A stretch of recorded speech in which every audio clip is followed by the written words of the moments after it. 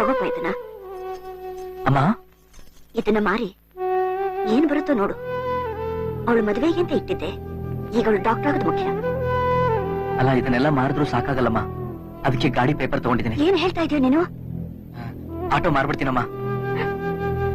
Auto ಮಾರಿದ್ರೆ ಮುಂದೆ ಬೆಳಿಗ್ಗೆ TV repair ಕೆಲಸ ನೋಡ್ಕೊಂಡು ರಾತ್ರಿ ಬಾಡಿಗೆ ಆಟೋ ಓಡಿಸ್ತೀನಮ್ಮ.